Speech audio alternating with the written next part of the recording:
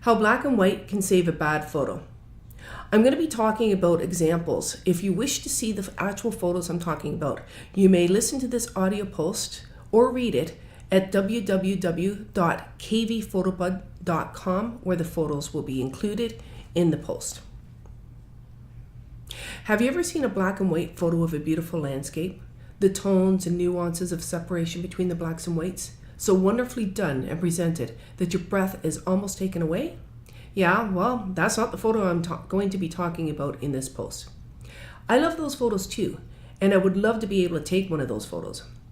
However, a lot of work on those photos are done at the front end during the selection of composition.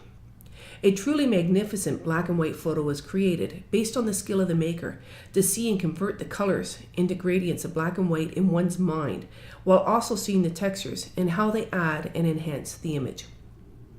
The shutter is then depressed and the photo is taken.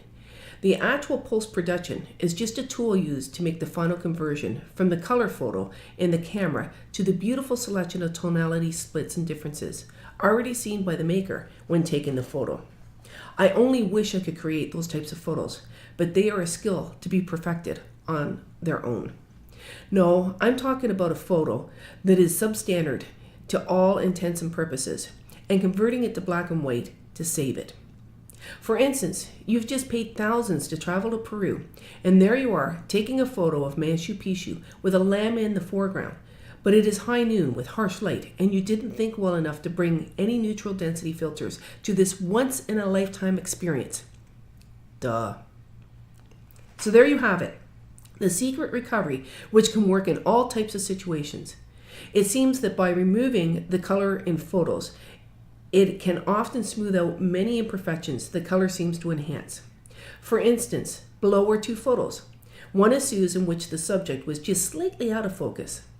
She was using her Nikon, and being blind, she was unable to see that her focus was just a slight bit off when she looked at the photos on the back of the camera screen.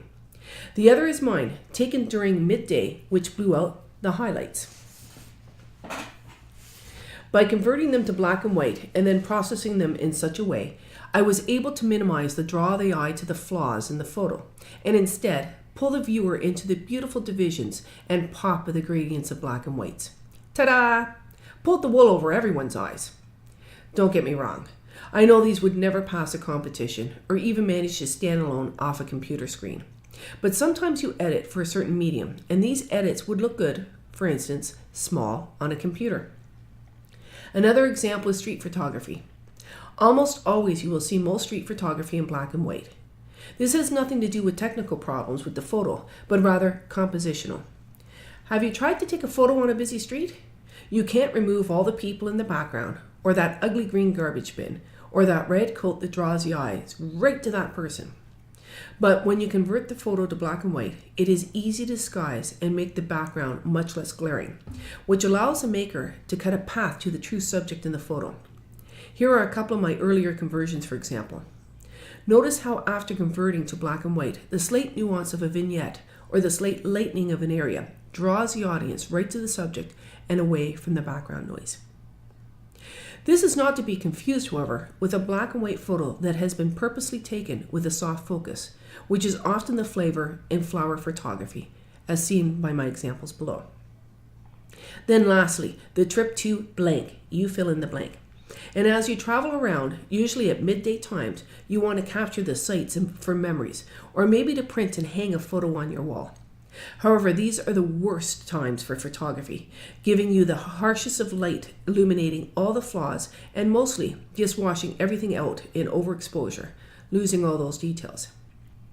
Some tackle this via HDR, high dynamic range photography, which takes photos at different exposures, and then the maker blends them together in post-processing for the best results and to capture the full range of light. But this usually requires a tripod, which we don't always carry, or often isn't allowed or feasible in some crowded places. However, if you have one, you might opt instead to use a neutral density filter, which is essentially like sunglasses for your camera, reducing the harsh light. But this often requires longer exposure times, and it's really hard to get people to hold still in a public space. So one option, like I've learned, is just take the photo of that person or temple or ruin or landscape or whatever and just hope you get something salvageable. And if not, be happy with the memory. That's at least where I start. And so I present my Peru photo, taken in the harsh afternoon light that looked much better once converted. So when looking at photos on your computer at the end of the day, maybe in Lightroom or some such software, before you hit the delete or rejected button, stop for a minute and consider the possibilities. Is it a photo you really like? Beyond the flaws that you now see in it, do you actually really love it? Transport it instantly to the time and place and feeling you had when there just by looking at it? Then don't get rid of it. Instead, give it a hand at converting it to black and white. The renowned and thus far unsurpassed, in my humble opinion, is Nik Software's Silver FX Pro, now owned and called DxO, is an excellent converter to black and white. A close second is Topaz Labs Black and White Effects, also an excellent converter. With a little dodging and burning and properly placed vignettes, you could have a photo you enjoy on your social media accounts after all.